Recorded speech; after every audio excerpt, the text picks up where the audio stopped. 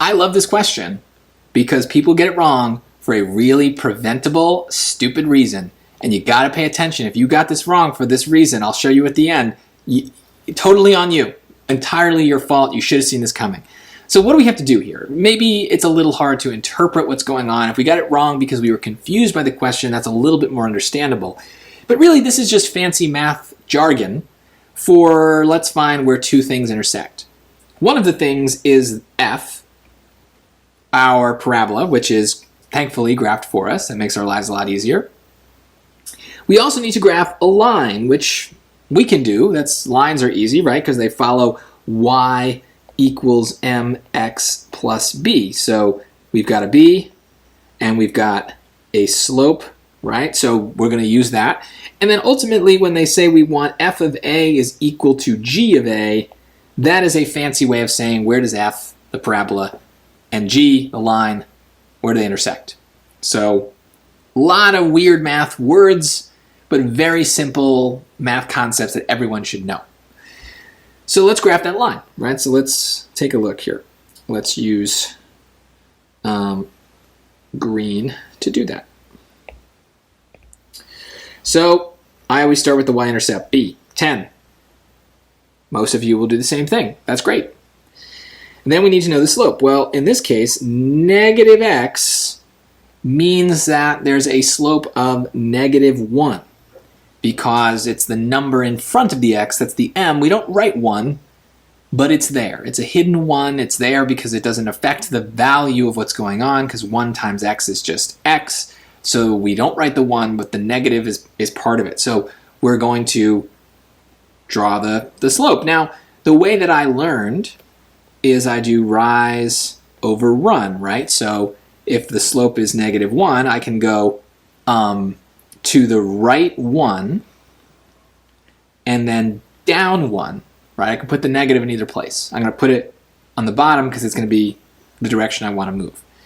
So here's where most people go wrong, is they go down 1 over 1, down 1 over 1, down 1 over 1, down 1 over 1, down 1 over 1, or I should say over, oh, I did it backwards. Down 1 over 1. I wrote it backwards. Down 1 over 1. Down 1 over 1. Down 1 over 1. So they do this, and they connect the dots, and they make this line, and then where do they intersect? Right here. Some of them put 3. Some of them put 1.5. Both of them are wrong. Right? So whether you put, if you put 3, you're making the same mistake twice. If you put 1.5, you're making the mistake and then not making it, which makes no sense either. So the problem is that you're going down one box and over one box. But the boxes are different, right? Look, one box up and down is just 1, right? 1, 2, 3, 4, 5. But look at the bottom. The bottom 2 boxes are 1. Each box is a half. They change the scale.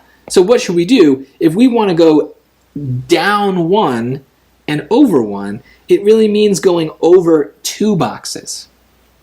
Because we're going down from 9 now to 8, and then over from 1 to 2. Down from 8 to 7, and then over from 2 to 3.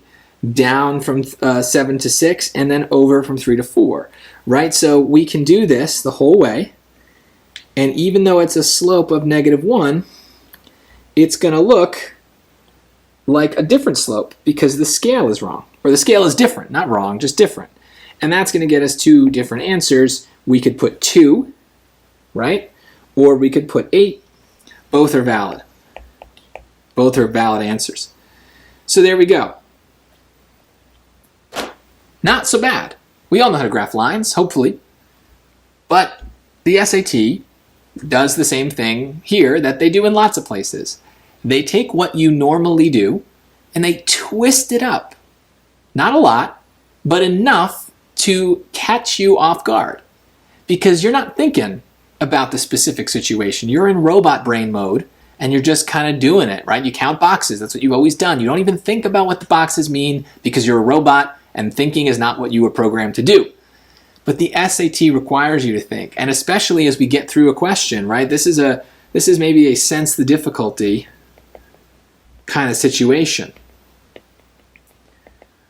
The difficulty resets when we enter these grid-ins. It gets back to easy when we hit number 31, but then it goes from easy to hard again as we get towards number 38.